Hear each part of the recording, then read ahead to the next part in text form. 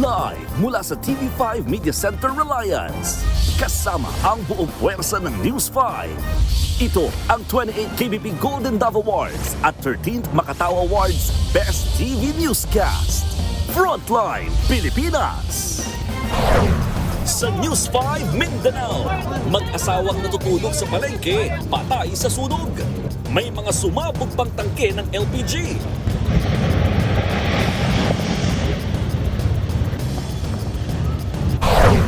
Kambyo naman tayo sa News 5 Visayas. Sa pool sa CCTV, batang sinundo sa paaralan, nakaladkad sa motor. Sa kabila ng pagbaligtad ni Gutesa, Ombudsman hindi patitinag. Meron pa raw 28 testigo laban kay Romualdez. Pagbaliktad ni Gutesa sa kanyang testimonya, kagagawan umano ng mga gustong pabagsakin ng Administrasyong Marcos ayon sa palasyo. Noong weekend na! Magiging maulan pa rin kaya dahil sa binabantayang 3 bagyo? Aalamin natin yan kay Alvin Pura na laging may panahon para sa'yo. At eto na nga, dating Chief Presidential Legal Counsel na si Attorney Salvador Panelo, agaw eksena sa Miss Universe Pakistan.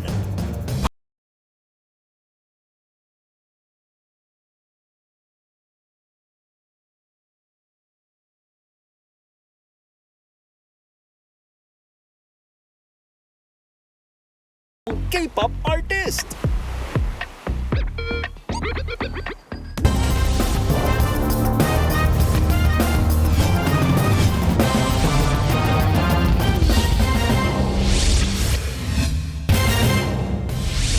Patay ang mag-asawang natutulog sa palengke sa Maguindanao del Sur. Natrap sila ng biglang may sumiklab na apoy na sinundan pa ng mga pagsabog. Aniya sa frontline sa balita si Bril Montalvo ng News 5 Mindanao.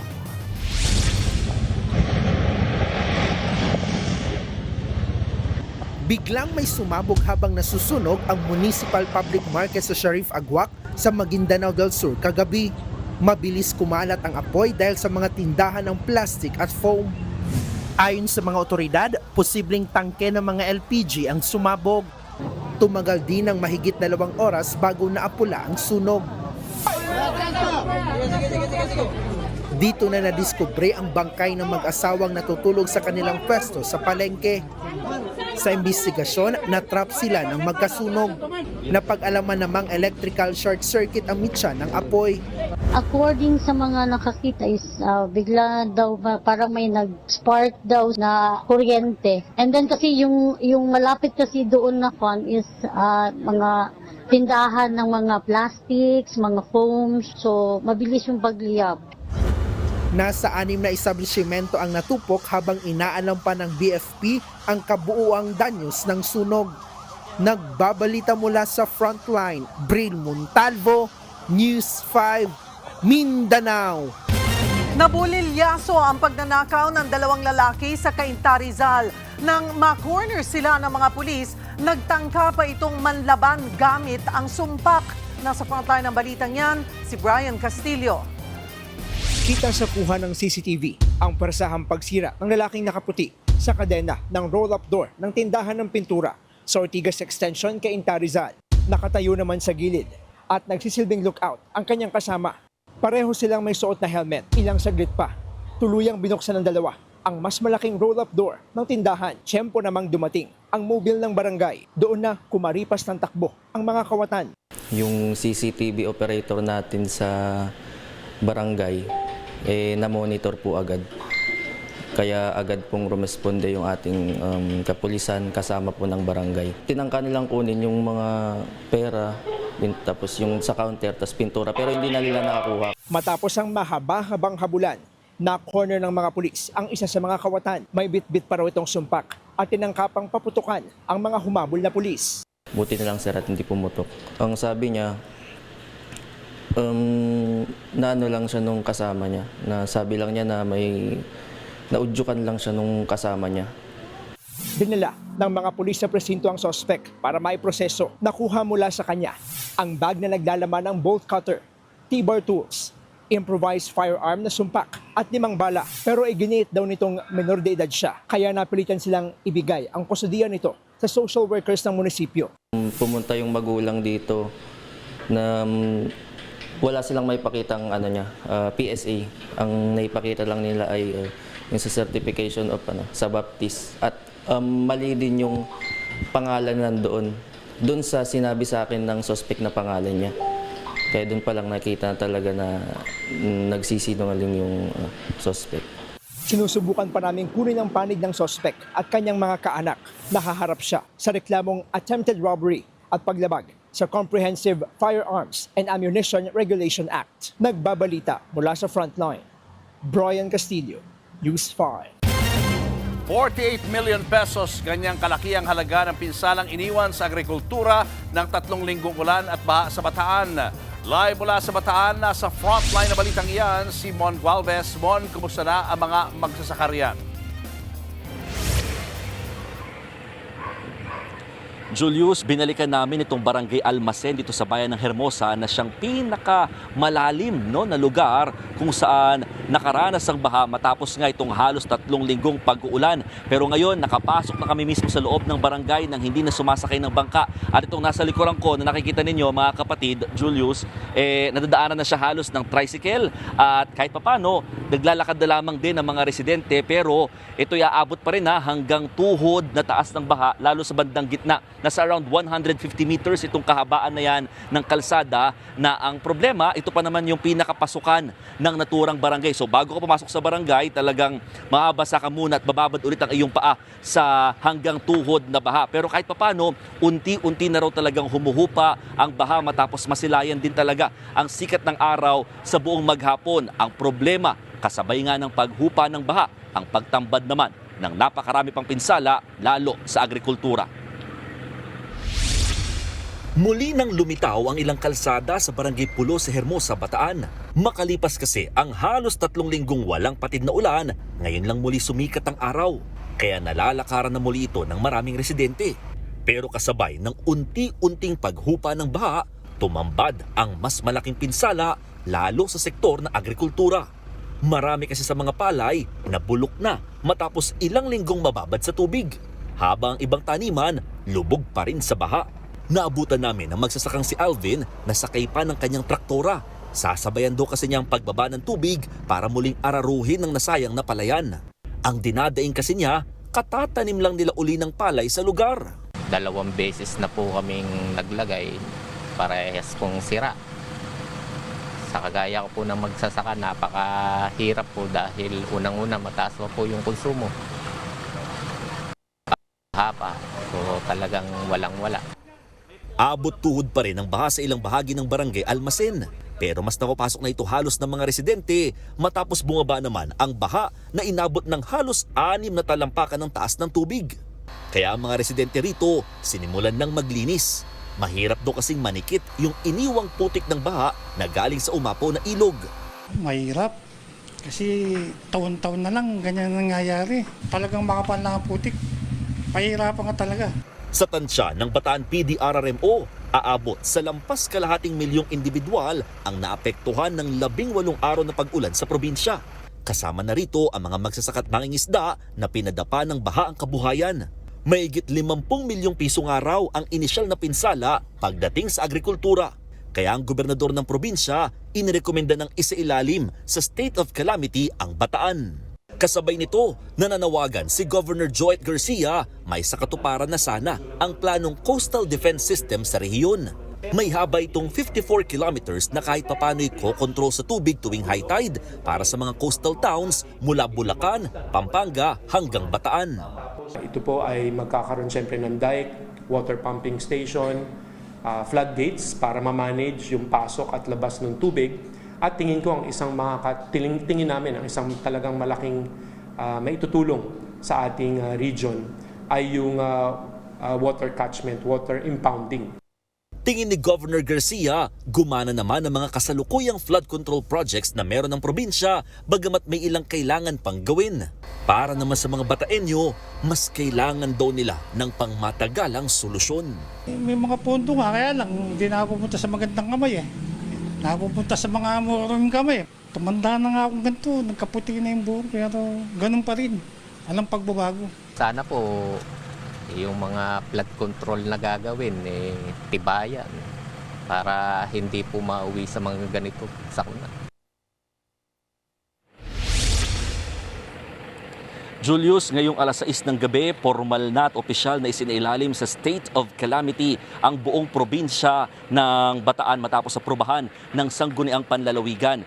Mabalik tayo dito sa kalsada, dito nga sa Barangay Almacen. Sabi ng mga residente kung magtutuloy-tuloy daw na hindi na talaga uulan, kagaya ngayong araw na buong araw talagang sumikat ang araw, posibleng oras na lamang doon bibilangin at huhupa na rin at bababa itong baha dito sa area.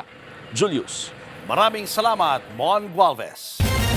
Kinalampag ni Senator Riza Ontiveros ang Meta dahil sa naglipanapang video ng naganap na school shooting incident sa Zamboanga. Muli tuloy inihihirit ang social media ban sa mga menor de edad.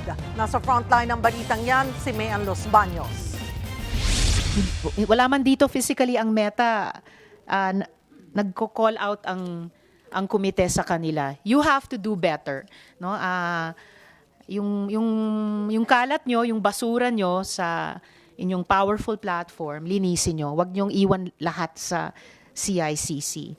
Yan ang panawagan ni Senator Riza Ontiveros sa social media giant na Meta na may hawak ng Facebook at Instagram. Kalat pa rin daw kasi online ang video ng Ateneo de Zamboanga shooting. Ayon sa Cybercrime Investigation and Coordinating Center o CICC, pinatanggal na nila ito sa Meta. We encourage everyone, not only the committee but all our citizens, that they can report to us to CICC. Just give us the URLs, Madam Chair. If the committee can provide us the URL right now, we can relay it back to Meta so we can monitor if the post has been taken down. Isa pang malaking tanong ng senadora, 14 minutes. Naka-live stream ang shooting bago na take down. Wala bang capacity ang CICC na ma-flag ka agad kapag may ganyang klaseng content na nila live stream, ma-take down within seconds or minutes? Paliwanag ng CICC, once we have we reported and we had visibility on the video, we reported it to Meta. Tapos How many minutes into the incident na nagkaroon kayo ng visibility? Visibility around mga 5 minutes. Tapos ni-report na ho kagad natin to sa mga platforms para i-take down ho. hindi nila agad matatanggal ang mga post dahil laging kailangang mag-request muna sa Meta. Dahil una, hindi nila kontrolado ang community standards ng mga online platform. Pangalawa, wala silang jurisdiction sa mga ito. Tingin tuloy ng CACC, mas mainam sana kung magkakaroon sila ng jurisdiction sa online platforms o hindi kaya naman, we propose also in our country, ito, isama nyo sa community standards nyo to, kasama talaga itong mga provisions na to do sa kailangan nyo bantayan. Samantala, muli namang nanawagan ng social media ban Senate President Sherwin Gatchalian. Sa kanyang pahayag, giniit ng senador na dapat ipagbawal ang paggamit ng social media sa mga minor de edad, partikular ang 15 anyos pababa. Naniniwala ang senador na malaki ang impluwensya ng social media para itulak sa karahasan ang mga kabataan. Kabilang sa inihain na Social Media Safety for Children Act o Senate Bill 2066 ni Gatchalian ang pagpapatupad ng safeguards tulad ng age at identity verification system. Nanawagan naman si Cardinal Antonio Tagle sa mga magulang, anya, dapat gabayang mabuti ang mga anak kasunod ng school shooting sa Zamboanga. Mahalaga raw na palakasin ang ugnayan sa mga bata at huwag hayaang video games, cellphone at artificial intelligence o AI ang maging pangunahing gumagabay sa kanilang pag-iisip at pagkilos. Kung sa inyong hapagkainan, lahat kayo mag-asawa pati mga anak ang tinitingnan cellphone at hindi ang bawat isa, wala namang puso ang AI. Walang puso ang mga games. Tao lamang ang may puso. Nagbabalita mula sa Frontline, Mayan Los Baños, News 5. Hindi na raw nakakagulat kung bumaligtad ang nagpakilalang dating security consultant ni Zaldico na si Orly Gutesa ay kay Senator Ping Lacson. Git niya noon pa man daw ay tinuturuan na ito ni Senator Rodante Marcoleta sa Blue Ribbon hearings. Nasa frontline ng balitang yan si Mayan Los Baños. Noon pa man nababahira na ng pagdududa ang biglaang paglutang ni Orly Regala Guteza sa pagdinig ng Senate Buriban Committee. At ngayong binabawi na niya ang kanyang mga akusasyong ibinato niya noon, hindi na raw nagulat ang dating Buriban chairman na si Senator Ping Lacson. Tinawag pa nga niyang coached witness ni Senator Rodante Marcoleta si Guteza. Noong September 25, 2025 hearing, matatanda ang si Marcoleta ang nagpakilala kay Guteza bilang dating security consultant umano ni dating Ako Bicol Party List Representative Zaldico. Surprise witness si Guteza at habang binabasa niya ang kanyang testimonya, ilang beses siyang sinita ni Marcoleta mula sa pag-aadlib daw. Ito yung box ng pera na pinag-uusapan natin sa kasalukuyan. Mr. Guteza, mag-stick ka lang sa binabasa mo. Huwag ka nang nag-a-adlib. Kung ano yung nandito, basahin mo lang. Yes, Your Honor. Sinita rin ang mga hindi raw nababasa na parte ng testimonya. Bago ibaba ang nasabing basura, ito, Merong napuputol sa binabasa mo eh. Huwag kang magmadali. Huwag kang magmadali. naputol na. Ulitin mo yung paragraph 20. Tumayo pa nga si Marcoleta, lumapit kay Guteza at iniabot ang papel na hawak niya. Ang pasabog ng surprise witness, nag-deliver daw siya ng mali-maletang pera, aka basura, kina Zaldico, dating Congressman Eric Yap at dating House Speaker Martin Romualdez. Bawat malita ay may lamang humigit kumulang 48 million pesos. Ang bawat malita ay may post-it na nakadikit na nakasaad kung magkano ang laman ng bawat malita. Tuwing may duty detail sa basura, may pumupunta na tao na magde-deliver ng basura at nire-receive ni John Paul Estrada at Mark Tiksay. Matapos ang mga revelasyong yan sa Blue Ribbon Committee, bigla na lang nawalang parang bula si Guteza. Kasagsagan niya nang nagkaroon ng malawakang protesta dahil sa mga anomalya sa flood control projects. At sa special coverage ng News 5, nagkainitan pa nga sina Palace Press Officer Undersecretary Claire Castro at political analyst na si Malu Tiquia nang mapag-usapan ang nawawala noon na si Guteza. Siguro alam ni Yuse kung nasan si Guteza. Hindi mo may nagpresent dyan. Baka kaalyado nyo nagpresent dyan. Ayan ang propaganda. Biro mo ang assertion mo, ako kasama. You are representing government. But still, bakit mo sa akin ipapakita? Do I know for certain? No. It was relayed to me. Am I part of the scheme? Insulting people. Habang hindi mahagilap si Guteza, bigla namang lumutang ang mga nagpakilalang bagman umano ni Zaldico na nanlaglag na mga politikong sangkot umano sa flood control scandal. Pero gaya ni Guteza ngayon, 4 sa 18 bagmen ang nagbaliktad na ng kanilang mga testimonya. Kung laban o bawi ang mga nagpakilalang testigo, paano nauusad ang investigasyon sa flood control scandal? Ayon kay Senate Blue Ribbon Committee Chairman Erwin Tulfo, bahala na ang ombudsman sa bagong affidavit ni Guteza. Napasa na po namin yung sa ombudsman. Sila na po kasi yun din po ang gagamitin lang, statements. Parang lahat po ng anything has to do with flood control po na investigation ng Blue Ribbon, ibinigay na po namin.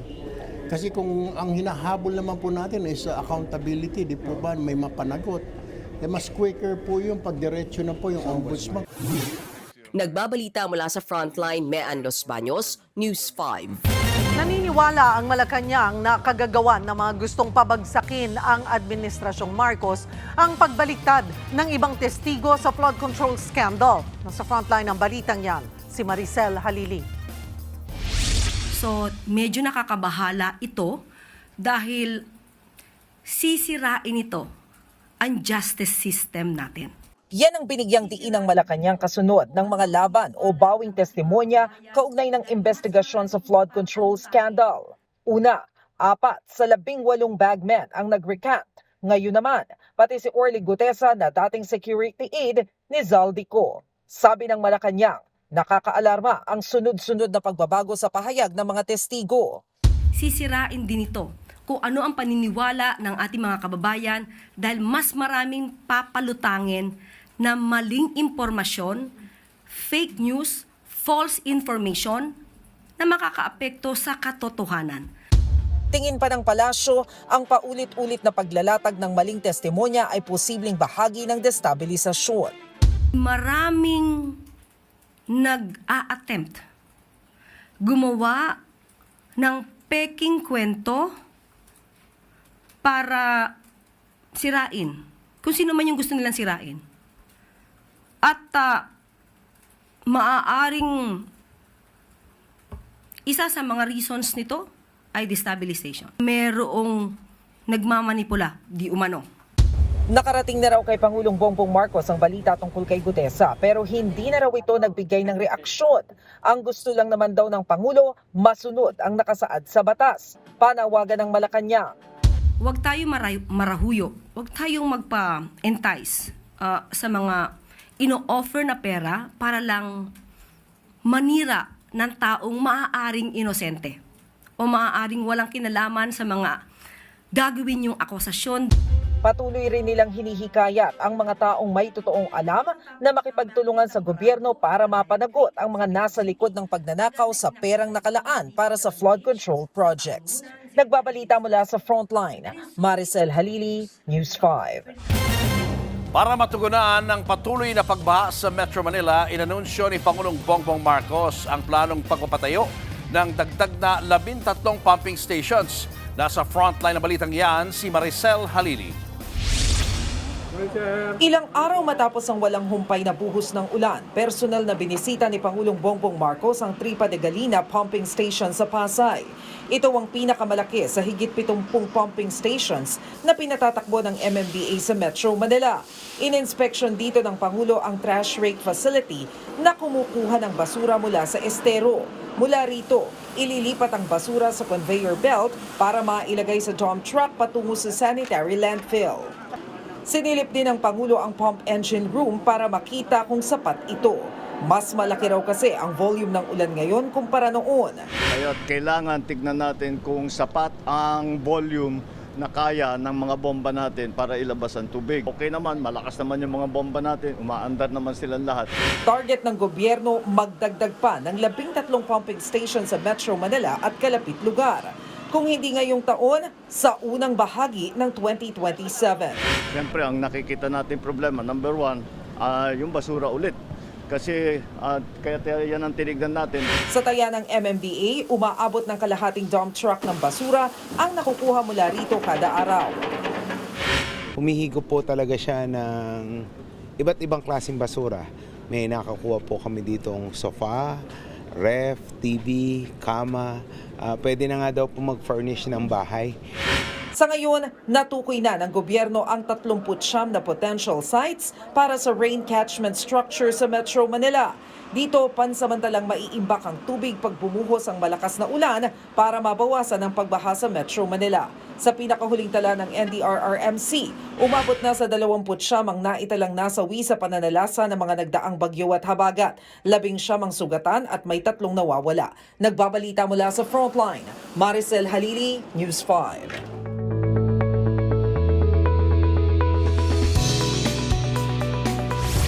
Weather update tayo mga kapatid. Ito pong binabantayan nating Bagyong Neneng ay tuluyan na pong nalusaw at nakalabas na rin ng ating area of responsibility. At yan po ay huling namataan ng Pag-asa sa layong 480 kilometers north o itaas na bahagi ng Itbayat, Batanes. Ito po ay humihila ng habagat pero dahil sa taas na po yan ng ating bansa, diyan na lamang po sa itaas na bahagi ng Northern Luzon at extreme Northern Luzon ang epekto ng habagat. Pero meron tayong panibagong low pressure area. Dito naman sa labas ng ating area of responsibility, sa eastern section ng northeastern Mindanao, yan po ay huling namataan ng Pag-asa sa layong 1,725 kilometers east ng nabanggit kong area. At ito po ay nasa katamtaman ang tsansa maging bagyo. Pero ito ang mas i-consider natin, ang bagyong may international name na Saudel na huling namataan ng Pag-asa sa layong 2,785 kilometers east ng Eastern Visayas. Ito po ay nasa tropical storm category na may taglay na lakas na hangin na nasa 75 kilometers per hour malapit sa kanyang gitna. At kung minsan may mga pagbugsong umabot sa 90 kilometers per hour. Ito po ay kikilos paitaas patungo dito sa kanto ng ating area of responsibility at maaaring itong low pressure area na nasa eastern section ng Mindanao ay maging parte lamang ng kanyang sirkulasyon. Sa ngayon, humihina ang epekto ng habagat o southwest monsoon at magpapatuloy yan in the next 2 to 3 days hanggang weekend. Pero by Monday, if ever na nandito na sa kanto ng ating area of responsibility, etong bagyong may international name na Saudel, muling babalik yung ating habagat o southwest monsoon na magpapaulan muli dito sa kanlurang bahagi ng Luzon. Narito yung tropical cyclone threat potential ng Pag-asa. Makikita dito na banda dito sa itaas na bahagi ng ating bansa. Sa kanto ng ating PAR, inaasahan natin didikit itong tropical cyclone na may international name na Saudel. Ito nga yung dating bagyong Neneng at yung isa pang bagyo na tumama na dyan sa southern portion ng China. Ito po yung kabuuang lagay ng ating karagatan at panahon. Dito po, yung kabuuang pupuntahan ng ating mga sama ng panahon nakapalibot sa ating area of responsibility. At dahil nga humina yung ating habagat, posible pa rin yung ating mga kalat-kalat na pag-ulan at mga thunderstorms dito na lamang sa areas ng Batanes, Apayao at ilang bahagi ng Kalinga, kasama na dyan ang Ilocos Norte. Pero malaking bahagi po ng Northern Luzon, Central Luzon, including Calabarzon area at yung Mimaropa area, yung mga nakaranas ng malalakas sa pag-ulan dahil sa bagat is pwede na po tayo maglaba, magpatuyo ng mga gamit na nabasa sa baha at huhupa na rin po yung ating baha. Pwede rin tayong mag-ayos ng mga bubong natin dahil meron tayong 2 hanggang 3 araw na mas maganda po yung ating panahon. Pero again, mag-ingat pa rin po tayo dahil meron pa rin tayong chance ng mga pag-ulan at thunderstorms sa hapon at gabi. Ganyan din po ang ating aasahang panahon dito po sa malaking bahagi ng Visayas at dito po sa area ng Mindanao. Sa Metro Manila nga ngayong weekend, generally, liwalas po ang panahon natin, may kainit sa tanghali, pero pagsapit ng hapon, tataas po yung ating tsansa na pag-ulan at thunderstorms. Kaya sa may mga lakad, ugalin pa rin po natin ang pagdadala ng payong o anumang pananggalang sa ulan. At yan muna ang latest sa ating lagi ng panahon. Muli ako po ang inyong weather frontliner, Alvin Puran, na lagi may panahon para sa iyo. Pinilit lang daw tumestigo ni na Senator Rodante Marcoleta at dating Congressman Mike Defensor si Orly Guteza kaugnay ng flood control scandal. Ang dahilan, para raw idiin si dating House Speaker Martin Romualdez. Nasa frontline ng balitang yan, si Ian Suyu.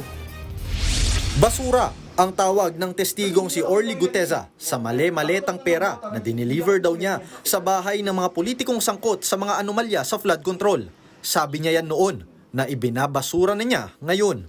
Sa bagong sinumpaang salaysay, sinabi ni Guteza na pinilit siya ni na Senator Rodante Marcoleta at dating Congressman Mike Defensor na magbigay ng testimonya laban kay dating House Speaker Martin Romualdez. Noong September 24, 2025, dinala siya sa isang Japanese restaurant malapit sa Senado. Doon daw niya nakita si Defensor at ang manugang nitong si Mark. Pagdating ni Senator Marcoleta, mabasa niya at siya ang magdesisyon kung pwede. Sabi niya, hindi at pilit na sinabi niya, sulat lang natin si Sendante. Sa takot ko, sabi ko, sige sir. Agad inutusan niya si Mark na kunin ang laptop para isulat ang kagustuhan niya. Nang dumating daw sa resto si Senator Marcoleta, sinabi raw niya na babasahin muna ang affidavit ni Mark. Pero ayon kay Guteza, hindi lang ito binasa ni Marcoleta. Siya mismo raw ang nag-ayos ng ilang bahagi ng affidavit. Simula na ni Senator Marcoleta ang basahin ang ginawa ni Mark na affidavit base sa sinabi ni former Congressman Mike na sabi niya, pare, ayusin ko ang Tagalog. Doon mismo sa harap ko, inaayos ni Senator Marcoleta ang affidavit na yun. At sabi ni former Congressman Mike Defensor, si Mark kasi di marunong mag-Tagalog. Ayon pa kay Guteza, narinig niyang sinabi ni Defensor na ang kanyang gawa-gawang affidavit ang missing link para maiugnay si Romualdez sa delivery ng mali-maletang pera. Ito na yung missing link na hinahanap natin kasi puro sila Saltico at ikaw lang ang makapagbabanggit kay former Speaker Martin na di-deliver ng pera. Sa salaysay pa ni Guteza, ayaw daw niyang sumunod dahil alam niyang hindi totoo ang ilang detalye. Pero napilitan daw siya dahil takot at dahil sa pangakong cash at educational scholarship para sa kanyang mga anak. Ang sabi pa raw ni Defensor kay Marcoleta, pari, 150 million lang masaya na tayo. Kinabukasan, September 25, naging surprise witness si Guteza sa Senate Blue Ribbon Committee. Matatanda ang inamin noon ni Marcoleta na nakipagkita siya sa restaurant kina Defensor at Guteza at inamin din niyang nabasa na niya noon ang draft ng testimonya. Nung basahin ni Guteza ang affidavit, napagalitan pa raw siya ni Marcoleta. Napagalitan pa ako ni Senator Marcoleta kasi nag-adlib ako. At ang sabi niya, sundan lang ang nakasulat. Matapos daw ang hearing, September 27 na siya kinontak ng opisina ni Marcoleta at ibibigay raw ang kontak ni dating COMELEC Commissioner Attorney Rowena Guanzon para ayusin ulit ang affidavit. Pero hindi raw pumayag si Guteza. Matatanda ang noong araw na yan, ginisa ng Senado ang affidavit ni Guteza dahil sa notaryo nito. Hindi malinaw sa ngayon kung nasaan si Guteza, pero ang bagong affidavit ay galing kay Attorney Melvin Kalimag na siyang nagnotaryo. Pinirmahan daw ito noong August 13 sa isang hotel sa Ortigas. Wala pang bagong pahayag si Senator Marcoleta at Defensor na parehong nakakulong sa kasong plunder. Pero ang sabi ng abogado ni Defensor na si Attorney Ferdinand Topacio, This is nothing new. It does not come as a surprise. At magre-recant yung mga yan. This is part of the harassment and intimidation. This has become a pattern under the present administration. Samantala, inalmahan naman ni Atty. Guanzon ang pagdawit sa kanya. Dinamay mo pa ako. Isipin mo na lang. With my status as a retired COMELEC commissioner and a former COA commissioner, law practice for 25 years, and you see my law practice was really focused on women's rights. Eh, maniniwala ba sa igutesa na mag-abogado ako para sa'yo? Nagbabalita mula sa Frontline, Ian Suyu, News 5. Sa ibang balita, sugatan ng barker ng jeep matapos umanong saksakin ng kanyang kaibigan. Ang punot dulo raw niyan ay dahil ka-text ng biktima ang kursunadang babae ng suspect. Nasa frontline ng balitang yan, si Carol De Asa. Sugatan at nagtamo ng saksak sa braso ang 39 anyos na barker na ito sa Quezon City. Yan ay matapos siyang saksakin ng kanyang kaibigan na construction worker sa Barangay Commonwealth. Base sa investigasyon ng mga pulis, iisa lang ang tinitirhang bahay ng suspect at biktima. At nalaman daw noon ng suspect na tinetext ng biktima ang nakursunadahan niyang babae. Pinuntahan siya noong ating suspect sa kanyang pinagbabarkeran at kakausapin sana. Dinala siya sa madilim na daan tapos inundayan na siya ng saksak. Sa follow-up operation, naaresto ang suspect. Nabawi sa suspect ang ginamit na kutsilyo. Todo tanggi pa rin siya sa nagawang krimen. Hindi ko po sinaksak yun. May hawak siyang kutsilyo, nadulas lang ho siya. Nakahawak sa yung kutsilyo niya rito kasi nga tinuruan niya yung anak ko magnakaw ngayon, kukumprontahin ko siya. Kala siguro makipag-away ako sa kanya. Naglabas siya ng kutsilyo. Nagpapagaling na ngayon sa ospital ang biktima. Ang nakita naming motibo base sa aming investigasyon ay selos. Dahil doon ay nagkaroon siya ng galit. Kaya niya nagawang saksakin tong biktima. Naharap sa reklamong frustrated murder ang suspect. Nagbabalita mula sa Frontline, Carol De Asa, News 5! Nakaladkad ng motora ang isang batang estudyanteng sinundo sa school sa Cebu. Ang aksidenteng yan nasa pool sa video. Naasa frontlining balita si John Naroa ng News 5 Visayas. Yung motor at yung bata. Nagulantang ang mga nakakita sa aksidenteng yan sa barangay Bituon sa Dumanhog, Cebu. Nakalambitin ang bata habang nakaipit sa umaandar na motor. Tumama pa sila sa poste. Meron ding batang muntik mahagip. Agad-agad namang rumisponde ang mga nagmamando ng trapiko. Base sa investigasyon, ang rider niyan ay isang babaeng kasambahay. Sinundo niya sa school ang 7 taong gulang na alagang lalaki. Pinaupo ang bata sa harapan ng motor. Humawak ito sa manibela at aksidenteng napaandar ang motor. Dito na nahulog at nakaladkad ang bata. Naisugod siya sa ospital at kasulukuyang nagpapagaling sa mga tinamong sugat. Sa Talisay City, Cebu naman, nakatigil ang mga sasakyan habang nakapula ang traffic light sa SRP Uldog. Maya-maya isang delivery van ang bumangga sa sasakyan na nasa unahan nito. Base sa investigasyon, hindi agad nakapagpreno ang van. Nadaan naman yan sa areglo. Sa Talisay City pa rin, abala ang mga sasakyang dumaraan sa intersection na ito nang biglang kumaliwa ang isang motor. Natumba ang rider matapos mabangga ng e-bike. Ayon sa mga otoridad, mali ang rider dahil kumaliwa na ito kahit malayo pa sa intersection. Nagkaarigluan naman kalaunan ang magkabilang panig. Nagbabalita mula sa Frontline, John Naroa, News 5, Visayas!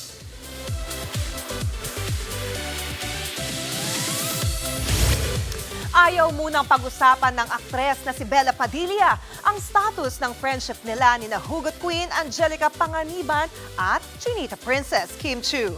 Nasa frontline ng balitang yan si MJ Marfori. I won't talk about it muna. Yeah, thank you. How are you? Yan ang maiksi pero malamang pahayag ni Bella Padilla nang tanungin kung FO o friendship over na ba sila ng ang Becky Tropa o barkadahang Angelica Panganiban, Bella Padilla at Kim Chiu. Kapansin-pansin kasi na tila nabawasan na ang kanilang social media interactions, birthday shoutouts at hangouts. Sa ngayon, abala muna si Bella sa latest film niya na Life After You. Gaganap siya as accidental mommy ng pamangkin niya sa pelikula. Bakit naging responsibilidad ko siya tapos kayo? Oh, ha? Bakit ako lahat yung may problema? Pagod na ako. Wala akong pagod na to. Ang bigat sa puso. Pero para kay Bella, malaki raw ang naitulong nito sa kanyang mental health. Lalo't may matindi siyang pinagdadaanan sa nagdaang proyekto. Yan nga raw ang dahilan bakit marami siyang kinonsultang doktor. Lumabas kasi sa ilang online item na nagka-problema siya sa set ng Blood versus Judy. I lost my fight. Parang I felt like this is so unfair. I gave more than 1,000% in that project. I feel like everybody there also knew that. I was surprised nga. Dumating na raw siya sa punto na ayaw na niyang pumasok dahil sunod-sunod na issue na wala naman daw katotohanan. Kaya naman cautious na raw si Bella sa mga tao sa paligid niya. It's so unnerving that you can make up so many things or you can read about yourself in such a different light. Focus daw muna siya sa kanyang current and upcoming projects. Mapapanood si Bella Padilla sa heart-rending film na Life After You with Diamond star Maricel Soriano. This September 9 na yan sa cinemas nationwide. Nagbabalita mula sa Frontline, MJ Marfori, News 5. Susunod, driver patay ng tumaobang minamanehong 16-wheeler sa Mariveles, Bataan. Congressman Percy Sandanya pinalagan ang artwork na nanlalait sa kanya. At Attorney Salvador Panelo napabilang sa selection committee ng Miss Universe Pakistan. Abangan ang lahat ng yan sa pagbabalik ng Frontline Pilipinas.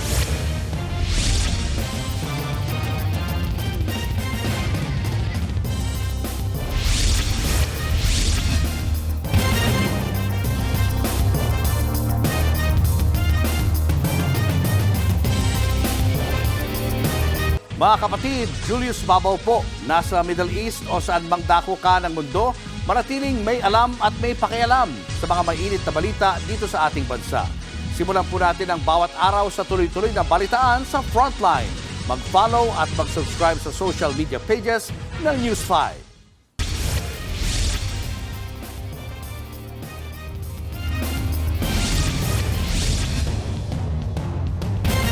Kumpiyansa ang ombudsman, nagugulong pa rin ang kaso laban kay dating Speaker Martin Romualdez kaugnay sa flood control scandal sa kabila ng pagbawi ni Orly Gutesa ng kanyang testimonya.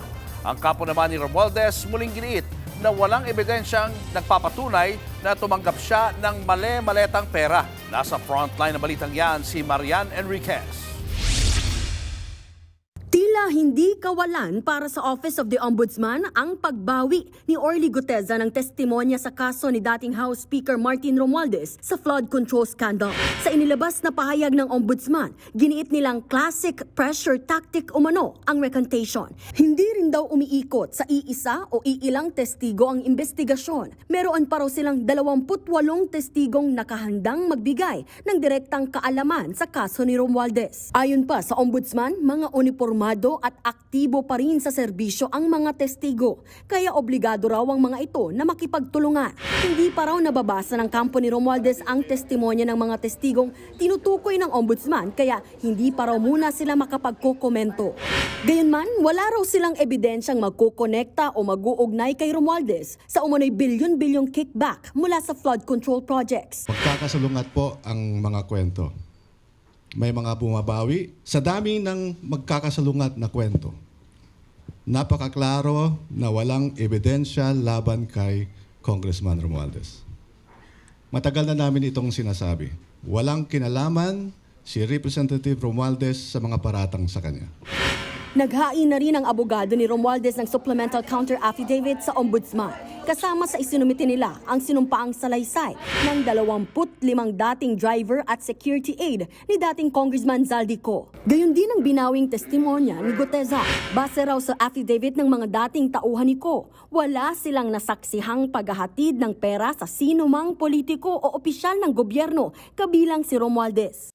More than 30 statements saying na walang ganyang nangyayari. Sa ebidensya po, no, hindi po pwede yung haka-haka, maaring nangyaring ganito or marahil or posible or walang duda. Yung mga ganyang statements po hindi po papasa sa pag-evaluate ng hudikatura. Sabi pa raw ng mga dating tauhan ni Ko, maging sila raw ay inoferan na pumirma ng mga nakahanda ng affidavit kapalit ng pera. At ang nag-offer daw ng pera, si Attorney Levito Baligod. Many of them. I think a substantial number said that they were explicitly offered financial reward to join the quote-unquote brave soldiers. Yes. A lawyer who is prominently mentioned in some of these affidavits. Sinong lawyer, sir? The one representing them. Baligod. Yes. Wala pang pahayag si Attorney Baligod. Matatandaang nauna na ring nag-recant o binawi ng 4 na nagpakilalang bagman ni Ko ang kanilang testimonya. Nagbabalita mula sa Frontline, Marian Enriquez, News 5. 4 na taong gulang pa lang pero kailangan ng mag-chemotherapy ang isang bata sa Pasig. Mayroon siyang pambihirang sakit dahilan kaya siya tinutubuan ng mga bukol. Nasa frontline ng balitang yan, si Mobile Journal, Yeda Pascual. 8 buwan pa lang si Ashley nang mapansin ng kanyang mga magulang na may mga itim na rashes sa kanyang dibdib. Agad na pina-check up ni Regine ang anak. Niresetahan sila ng cream pero hindi ito nawala. Tinubuan naman po siya ng bukol sa gilid dito. Malaki dito. Hanggang sa dumami na po dito sa ulo. Malalambot na bukol. Dito na inadmit ng ospital ang bata. Ang diagnosis, Langerhans cell histiocytosis, kung saan yung kinatawag na Langerhans cells, hindi normal ang pagdami. Ang Langerhans cells ay mga tagabantay o sentinel ng immune system na unang humuhuli sa pumapasok na bakterya, virus o toxin sa balat. Pero pag sobrang dami, naiipon sa ilang bahagi ng katawan na pwedeng maapektuhan ng organs gaya ng buto, balat at baga. Tapos, ang sabi po is, hindi po siya pwede operahan.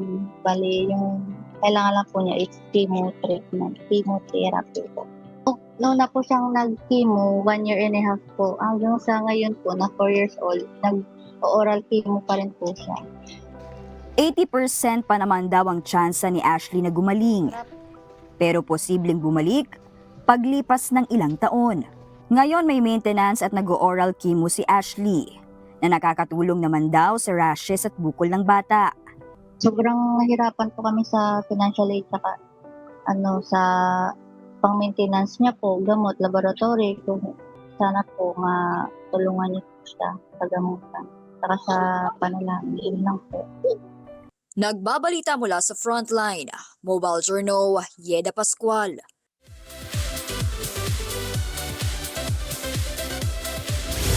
Toned down na raw ng 30% ang pagiging maarte ni Queen of All Media, Kris Aquino.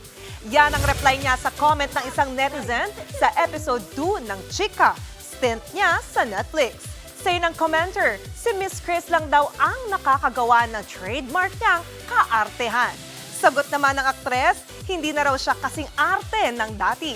Kailangan niya lang daw gawin ito para sa eksena. Dagdag niya pa, gusto raw niyang gumawa ng reality show para makita ng mga tao na nabawasan na ang pagiging maarte niya. Napapanood na ngayon ang episode 3 ni Miss Kris bilang Netflix Chika.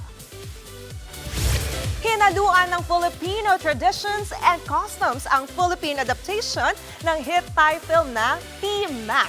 Hindi naman maiwasang makaramdam ng pressure ang mga cast nito. Nasa frontline ng balitang yan, si MJ Marfori.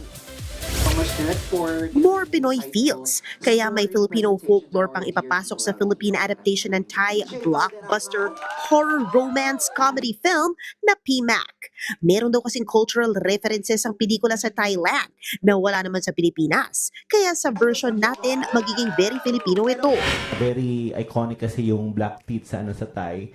Pero we don't have that kind of traditional costumes. Ang dami naming na-incorporate, dami namin na parang in a way hybrid aswang multo batong si Pinang, ganun. At dahil highest grossing film ito sa Thailand, pressure daw ang cast, led by Bea Binene at Wilbert Ross. Meron po akong mga kaibigang Thai. May message ako, you're doing PMAC. So, ibig sabihin, the fact na nakakarating sa kanila, nagagawin natin yung isa sa mga pinakasikat at top grossing film nila, di ba? Kinakabahan pero thankful naman daw si Vandolph Quizon. Nag-change na ako ng genre. Drama na ako. Siyempre, doing comedy till now, for me, is I'm so thankful kasi I'm continuing the legacy of my dad. First major Viva acting role naman ito ni Cup of Joe vocalist Gian Bernardino. Pag po, siyempre mga veteran na yung mga kasama ko.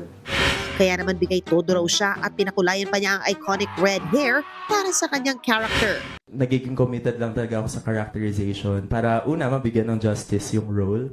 And pangalawa, para mabigyan ko ng justice yung standard na naset ng original film. Exciting talaga ang very Pinoy na adaptation ng PMAC, kaya abangan yan soon in cinemas. Nagbabalita mula sa Frontline, MJ Marfori, News 5. Susunod, 5 flood control projects sa Zambales nasira dahil sa pananalasa ng ulang dala ng habagat. Congressman Percy Sendanya napipigo na raw dahil lagi siyang nagiging tampulan ng tukso. Ang kanyang pasensya, ubos na raw. At batang sumasayaw sa viral Baby Shark song dance, level up na bilang isang K-pop artist. Yan at iba pa sa pagbabalik ng Frontline Pilipinas.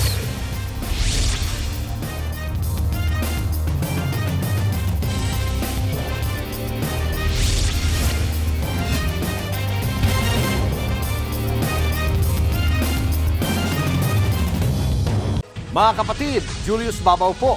Nasa Middle East o sa amang dako ka ng mundo, manatiling may alam at may pakialam sa mga mainit na balita dito sa ating bansa. Simulan po natin ang bawat araw sa tuloy-tuloy na balitaan sa Frontline. Mag-follow at mag-subscribe sa social media pages ng News 5. Hindi lang sa matinding pag-ulan sinisi ang pagbaha sa ilang bayan ng Zambales, pati na rin sa irresponsableng quarrying.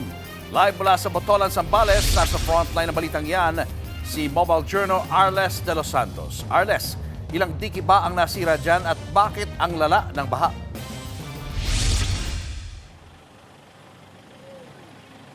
Julius, 5 dike ang sira dito pa din sa buong lalawigan ng Zambales dahil nga mulang unang linggo ng Agosto ay naranasan na nila ang halos walang patid na pag-ulan, malalaking alon at malalakas na hampas na hangin. Kahit kanina ng pag-iikot natin, mas maayos na at maaliwalas ang panahon pero nananatiling sira ang ilan sa mga dike na ito na mapakikinabangan sana ng mga residente. Isa itong San Juan Dike sa Botolan sa 5 nasirang flood control project sa Zambales. Ang bumigay na parte nito noong unang linggo ng Agosto. Lumala pa dahil sa malakas na agos ng lahar sa Bukaw River na nagmumula sa Mount Pinatubo. Kung magtutuloy-tuloy ang ulan at lalong masira ang dike, nanganganib na malubog ang nasa 10 barangay sa Botolan.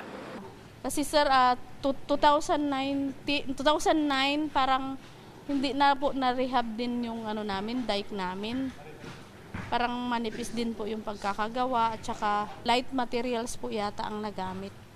Secretary Vince Dizon, sana maaprubahan po yung hiling ng Barangay San Juan na pondohan po yung dike ng Botolan.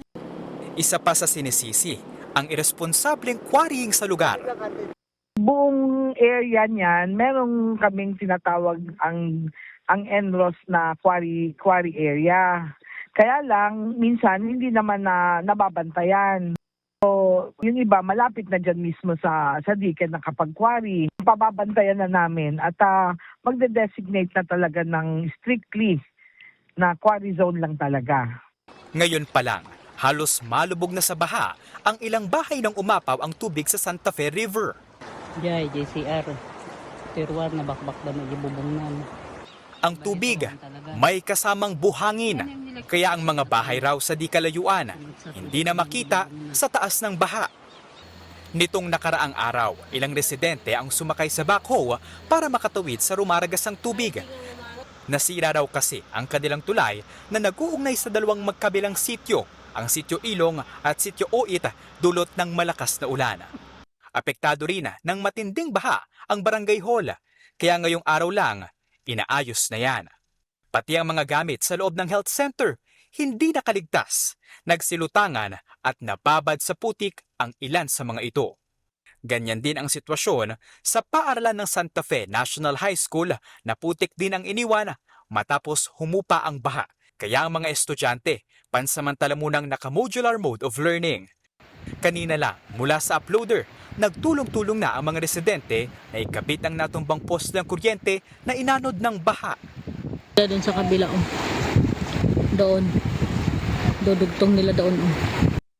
Sa Mamburao, Occidental Mindoro, makikita sa aerial view ang mga sasakyang pandagat na ginagamit ng mga residente sa pangingisda na itinali na muna. Yan ay bunsod ng malakas na hampas ng alon. Bukod dyan, ilang araw na ring lubog sa baha ang mga barangay sa bayan.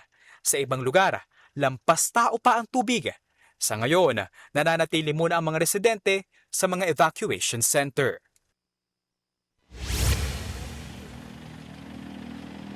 Julius, balik tayo doon sa halos nalubog na nga ng mga bahayan sa Santa Fe sa San Marcelino sa Zambales.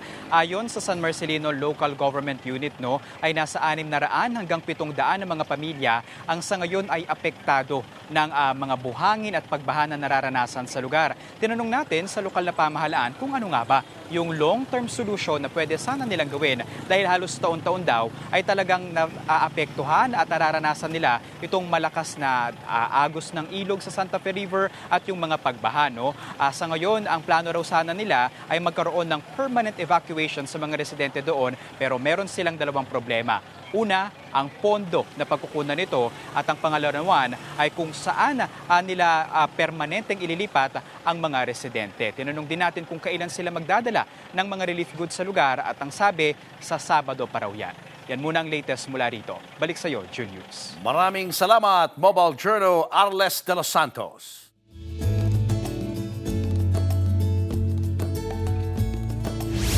Naghatid ng relief packs ang Alagang Kapatid Foundation sa mga binahang residente sa Apalit, Pampanga. May dala ring vitamins ang Alagang Kapatid para sa mga nakatira sa barangay Sulipan. Halos isang buwan bago raw humupa ang baha, kaya ilang lugar doon ang kailangan pang bangkain. Hindi rin naging hadlang ang mataas na tubig para tulungan ang mga residente sa barangay Kapitangan sa Paumbong, Bulacan.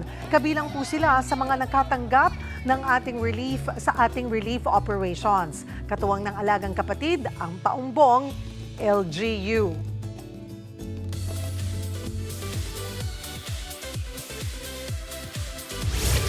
Isa sa judge sa Miss Universe Pakistan si Attorney Sal Panelo.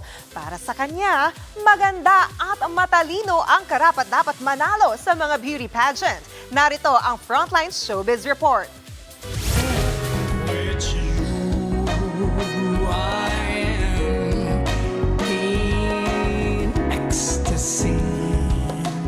Hindi na bago sa mundo ng entertainment si Attorney Salvador Panelo na isa ring singer. Siyempre, kilala rin bilang dating Chief of Presidential Legal Counsel ni dating Pangulong Rodrigo Duterte. Veteran lawyer at ngayon naman, nag-judge siya sa beauty pageant. Kabilang siya sa selection committee ng Miss Universe Pakistan 2026. Pero teka, di na rin naman daw ito bago kay Panelo. Dati naman ako nag-judge sa Miss World at kung ano pang mga pageant. Inimbitahan nila ako na isa sa magiging judges. Bilang judge, ano nga bang hinahanap na katangian ni Panelo sa kandidatong dapat ipanalo? Siyempre, kailangan matalino at maganda. at pwedeng kumatawan sa bansang Pakistan para sa kanilang bayan. Kasama rin sa judge ang Filipino-British singer, model, actor na si Bailey May. At sa huli, ang kinarunahang Miss Pakistan Universe 2026 IC, Misbah Arshad. Speaking of Miss Universe, sa Thailand, atake ang mga kandidata sa kanilang national costume, from mango sticky rice to tuhog-tuhog. Meron ding crawfish, and it's giving centerpiece sa New Year's Eve. Mawawala ba naman ang pad thai? At iba pang iconic Thai dishes. Dress to impress lang ang peg. Aabangan kung sino ang magiging pambato ng Thailand. Ang sigurado, kung sino man siya, makakalaban niya ang pambato ng Pilipinas na si Miss Universe Philippines Bea Milian Windorski. Nagbabalita mula sa Frontline, MJ Marfori, News 5. Susunod, driver patay ng tumaob ang minamaneho niyang 16-wheeler. Metro Manila Council pinag-aaralan na ang pagpapatupad ng single ticketing system laban sa mga nagkakalat ng basura. At mga pasahero biglang nagtilian. Ano kaya ang nakasabay nila sa bus?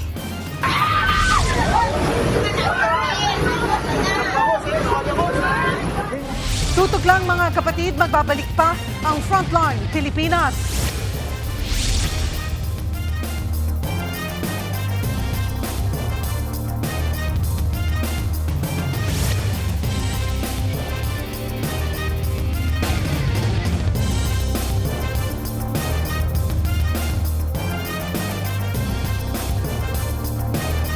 Mga kapatid, Cheryl Cosim po. Nasa Estados Unidos, Canada o saan mang dako ka ng mundo, manatiling may alam at may pakialam sa mga mainit na balita dito sa ating bansa.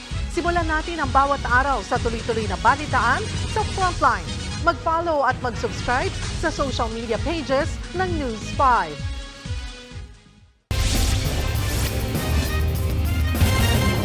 Patay ang driver ng tumaob na 16-wheeler sa Maribeles, Bataan. Ayon sa mga pulis, binabagtas ng truck ang pababang bahagi ng Mount View nang magkaproblema ito sa preno.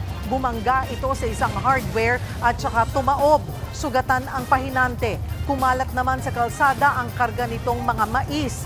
Nangako ang may-ari ng maisan na sasagutin nito ang mga danyos, habang ang mga mais sa kalsada ipinamigay na lang. Tinatrabaho na ng Metro Manila Council kung paano ipapatupad ang single ticketing system sa mga mahuhuling nagkakalat. Pinag-aaralan din ang pagkakaroon ng Waste to Energy program. Nasa frontline na balitang yan si Mobile Journal Evan Tarinque.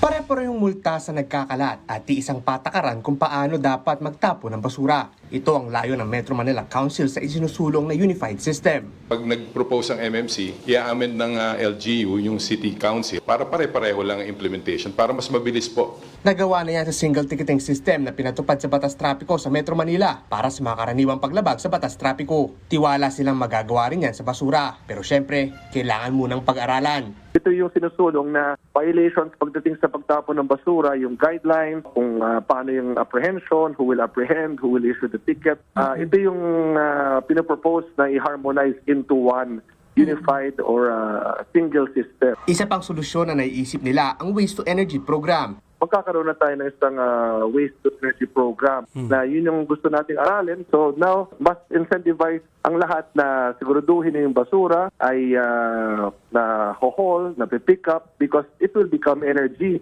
Nagbabalita mula sa Frontline. Mobile Journal, Ivan Tarinque.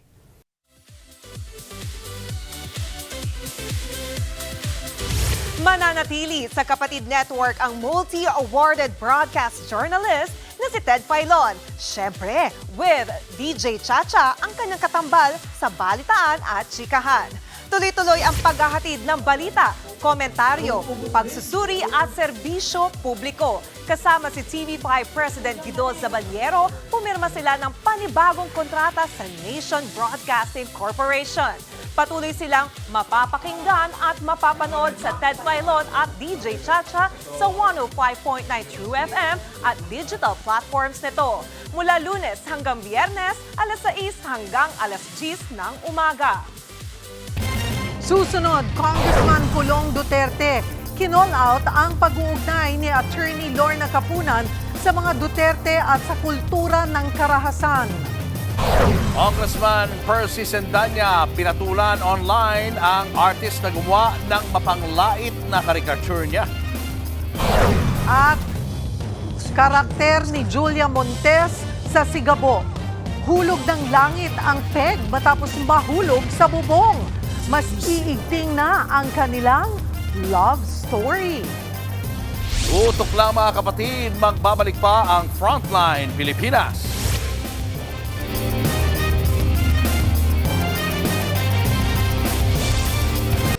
Mga kapatid, Cheryl Cosing po. Nasa Estados Unidos, Canada o saan man dako ka ng mundo, manatiling may alam at may pakialam sa mga maiinit na balita dito sa ating bansa.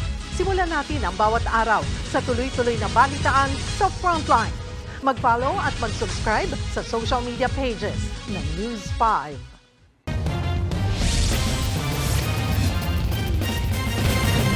Pumalag si Congressman Pulong Duterte sa pag-uugnay ni Private Prosecutor Attorney Lorna Capunan sa mga Duterte sa kultura ng karahasan.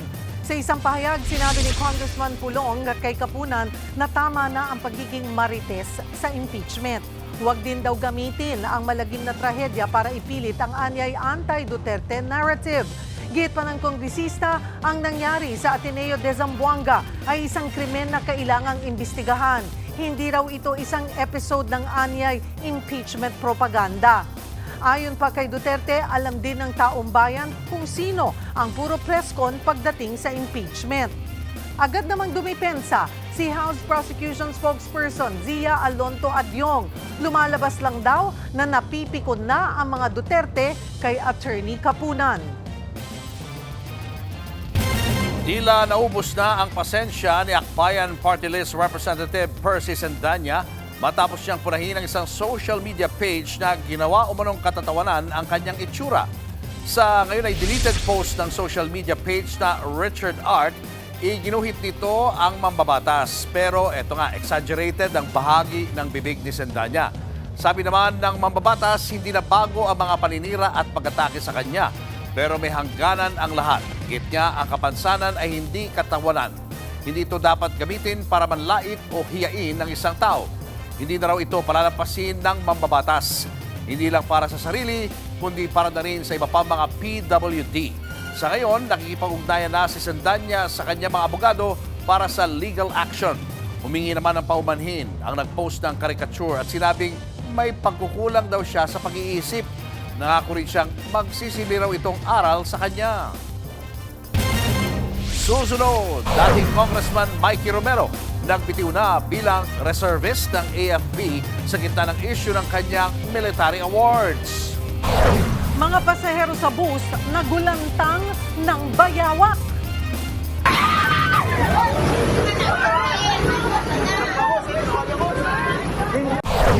At from bayawak to shark, batang sumasayaw sa viral baby shark dance, may malupit na comeback. Yan at iba pa sa pagbabalik ng Frontline Pilipinas.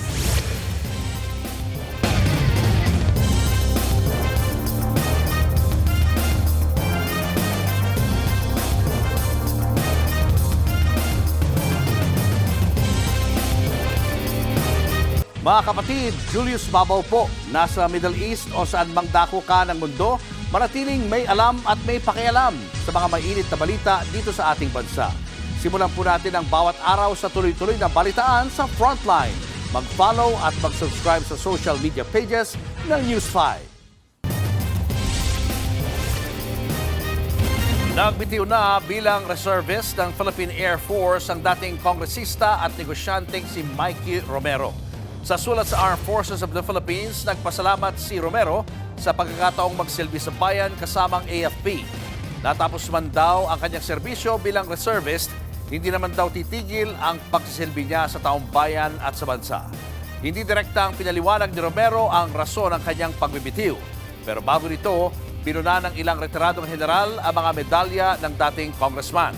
Mas marami pa raw ito kumpara kay AFP Chief of Staff General Antonio Navarrete, gayong hindi naman sumabak sa bakbakan si Romero. Nauna nang giniit ni Romero na lahat ng pagkilala at parangal na natanggap niya ay binigay batay sa kanyang paninilbihan. Hindi niya raw ito hiningi o pinakiusap. Umaasa si Vice President Sara Duterte na mas mapapabilis pa ang impeachment trial laban sa kanya. Pumalag naman ang bise sa pagsasapubliko ng palasyo sa kanyang travel authority. Dapat daw gawin ito sa lahat ng opisyal. Narito ang Frontline Report.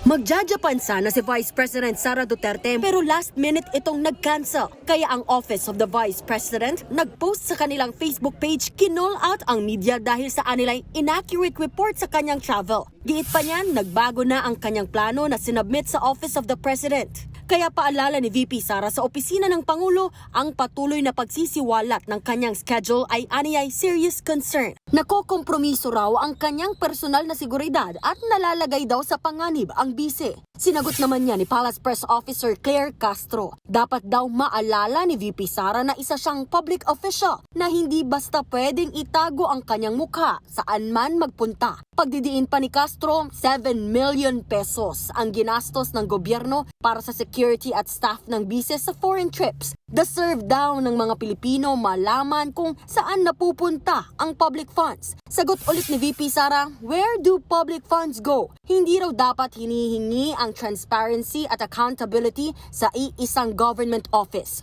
Hamon niya sa palasyo, isa publiko ang lahat ng travel authorities at kung magkano ang nagastos sa pera ng bayan. Paglilinaw ni Jose Castro, hindi sinisingle out si VP Sara. So kung sino yung nagdidiman ng transparency, dapat maging transparent din siya sa kanyang mga activities. At patungkol sa budget, hindi rin po ito tinatago. Kompletong resibo, walang peke, walang alias. Kung Office of the President lang din daw ang tatanungin, lagi itong transparent. Pagdating naman sa tanong ng bise na where do public funds go, ganyan din ang tanong sa kanya ng prosekusyon sa gitna ng impeachment trial, partikular sa confidential funds ni VP Sara. Sabi ni Private Prosecutor Attorney Lorna Capunan, if you want transparency, you should start with yourself. Where are you spending your billions in vice presidential funds? Madam Vice President, hindi po yan regalo sa iyo. Public funds pa rin yan. So, if you are pointing a finger at all other government agencies, there are 3 fingers pointing back at you. Speaking of impeachment, umaasa si VP Sara na mapabibilis ang paglilitis. Ang gusto lang sana namin ay mapabilis yung proseso dahil hindi pwedeng tumatagal yung proseso natin. Pero ayon kay Attorney Capunan, para mapabilis, edi ipaliwanag na ng bise kung saan napunta ang confidential funds. Huwag po kayo mag-press conference kasi hindi po yan ang korte ng bayan. Ang korte ng bayan ay ang impeachment court para sa accountable funds. Pero para kay VP Sara, well-represented siya ng kanyang mga abogado at di na kailangan pang humarap sa korte. Hindi naman ako abogado para sa impeachment court. So wala akong matutulong doon sa proseso ng pag-present ng witness, pag-cross-examine ng witness. Lahat yun ay trabaho. Napuna rin ni Attorney Capunan ang muling paghahain ng reklamong perjury ng bise kay Ramil Madriaga, ang nagpakilalang bagman ni VP Sara at nakatakdang tumistigo sa impeachment trial. Diversionary tactic daw yan. Sa ngayon, depende pa sa prosekusyon kung iyaharap ba o hindi na si Madriaga. Sakali raw kasing sapat na ang mga tumestigo, posibleng hindi na kailangan ang testimonya nito. Pero para sa kampo ni VP Sara, sakaling iharap nga si Madriaga, advantage raw ito para sa depensa. If the prosecution presents Ramil Madriaga, it's their funeral. Kasi kakatayin yun sa cross-examination ng defense team. Even if the prosecution doesn't present him, the defense just might. Si Ramil Madriaga ang magiging star witness for the defense kapag nag-testify siya. Nagbabalita mula sa Frontline, Marian Enriquez, News 5. Nagulantang ang mga pasahero ng bus sa Cebu nang biglang may sumulpot na sasakyan.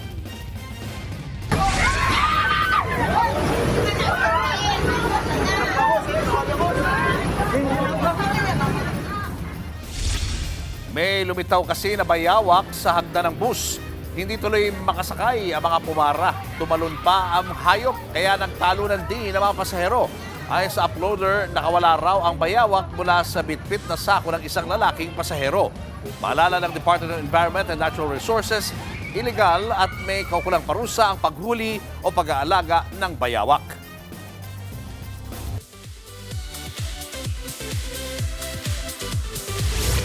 Hulog ng langit ang peg ng karakter ni prime actress Julia Montes sa action drama series na Sigabo. Sa gitna kasi ng pagtugis ng mga kalaban kay Sam, played by Julia, tumakbo siya sa bubong at bumagsak sa bahay ni Gabo. Ang ending, tila naging sagot siya sa panalangin ng karakter ni Coco Martin. Pero ang tanong, siya nga lang ba talaga ang nahulog? Abangan yan sa Sigabo sa Todo Max Primetime 5 pagkatapos ng Frontline Pilipinas. Kailang Lord, kung gusto niyo na siyang iulog sa akin. Lord, ang bilis naman! Baby Shark No More. Ang child star na nasa viral Baby Shark dance noong 2016, magka-comeback ngayon bilang isang K-pop solo artist. Nasa frontline na balitang yan si MJ Marfori.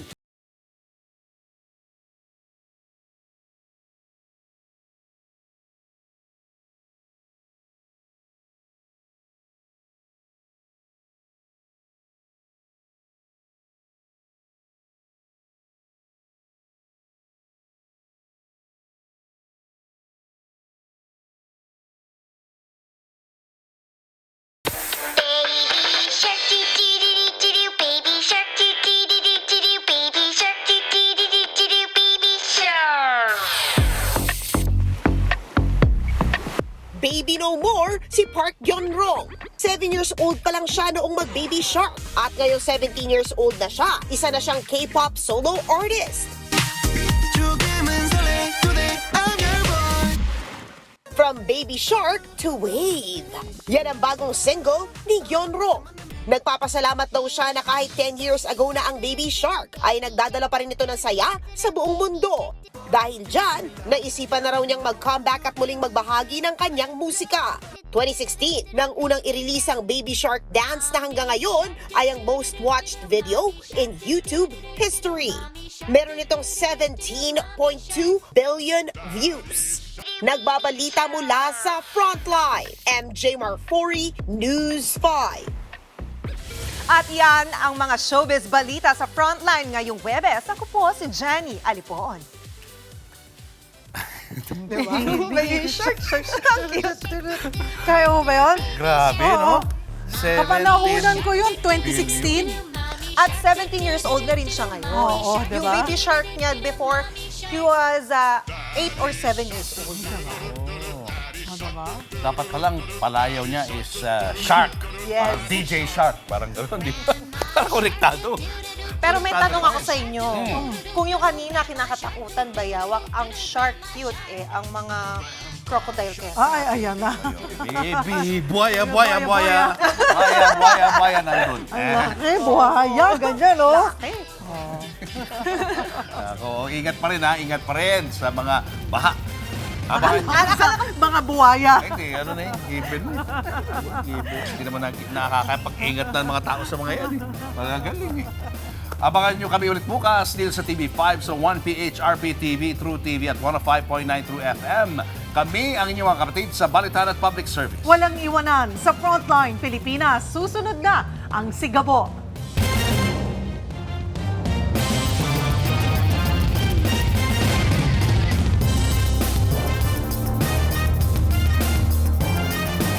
Mga kapatid, Cheryl Cosim po. Nasa Estados Unidos, Canada o saan mang dako ka ng mundo, manatiling may alam at may pakialam sa mga mainit na balita dito sa ating bansa. Simulan natin ang bawat araw sa tuloy-tuloy na balitaan sa Frontline. Mag-follow at mag-subscribe sa social media pages ng News 5.